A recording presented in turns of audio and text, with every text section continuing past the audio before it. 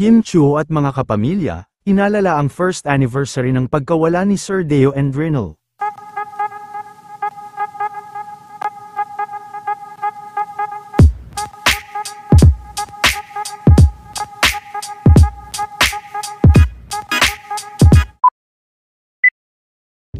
Bilang pag-alala sa first death anniversary ni Sir Deo and Rinal ng Dreamscape, ay isang misa nga ang naganap ngayong araw, na dinaluhan naman ang kanyang Dreamscape family, mga kapamilya at malalapit sa kanya. Kabilang nga sa dumalo, ang Showtime host na si Kim Chiu, na kilalang malapit sa kanya. Bukod sa pagkawala ni Sir Deo, ay ikinalungkot din ni Kim, ang pagkawala ni Sunshine, na nakilala sa Meteor Garden.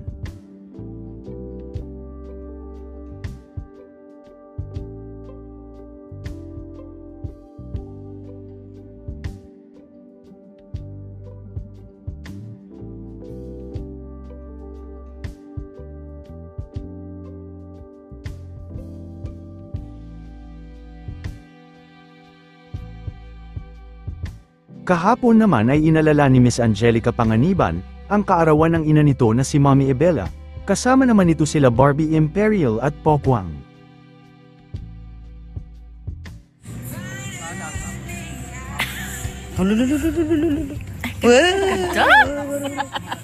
Ay, ang ganda talaga, oh. Ay, Diyos ko Lord. Ay. Diyos ko Lord. Ay. Ganda. Can I see? Can I see? Can I see?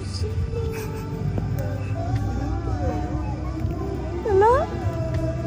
Ate, ang dami ka na makeup. Darren, malaglag ka dyan. Paano? Paano yan? Oh, model. Ako, galing showtime, pupunta na ako sa kotse. Sabi ni Kuya Teddy sa akin, meron daw siyang surprise sa akin sa kotse.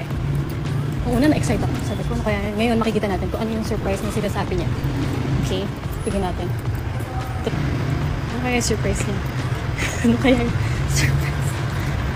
Ang galing!